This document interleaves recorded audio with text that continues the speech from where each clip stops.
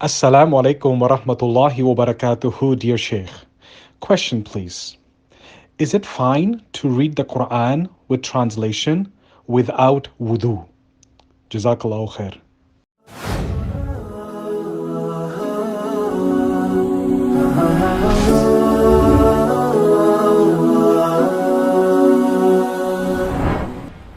وعليكم السلام ورحمة الله وبركاته. Bismillah walhamdulillah wa salatu wassalamu ala Rasulullah. Regarding reading Quran or touching Quran without wudu. Now, reading and reciting Quran comes into different stages.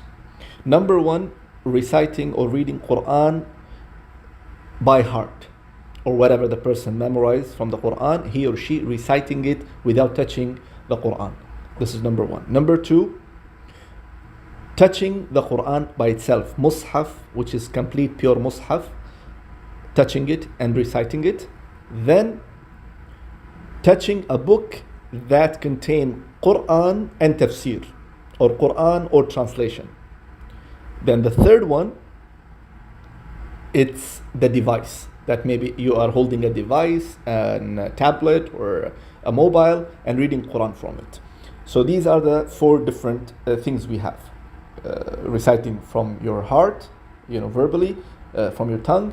Then touching the whole mushaf by itself. Third, touching the book that contain Quran and tafsir or translation. The fourth is holding the device. Number one, all the ulama said that reciting the Quran by your tongue or from your tongue, whatever you memorized, it's completely fine. There is no problem, inshallah ta'ala, in it.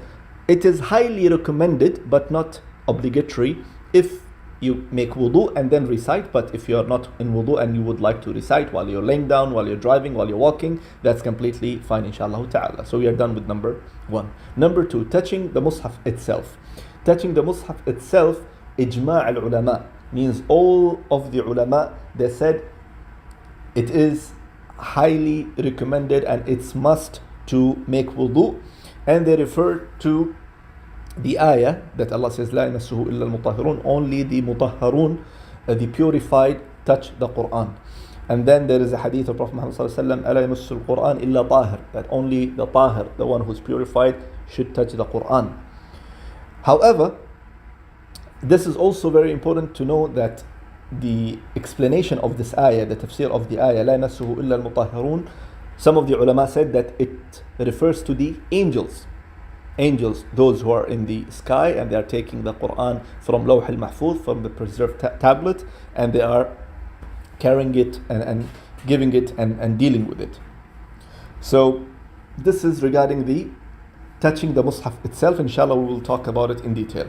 Coming to the mutarjim, the Quran al-mutarjim, or the tafsir of the Quran, or the translation of the Quran, it is completely fine because the two words are mixed here, the word of Allah subhanahu wa ta'ala and the word of man, or the translation. So inshallah ta'ala, no need for wudu.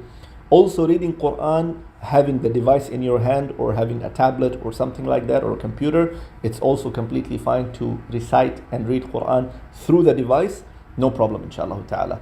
Coming to the point where you are touching the Quran itself. Now, as a Muslim, it is highly recommended, even though there is no clear-cut dalil that the Prophet ﷺ said that you have to make wudu and touch the Quran, except there is an hadith that لا يمس القرآن إلا طاهر, that only a purified, should touch the Quran. But again, the ulama said the ayah, when it says لا يمسه إلا المطهرون, it refers to the angels. So, long story short, the conclusion that it is highly recommended for a Muslim to touch the Quran while he is in wudu. But if he touch it and read it, it's fine, especially if you would like to give a Quran to someone who's an Arab, but he is not a Muslim. He is either Christian Arab, or he is a Jew Arab, or he is, let's say, an atheist, and he would like to know about Quran. So that's completely fine to give him to read the Quran and go through the Quran to understand the Quran. Wallahu ta'ala a'lam.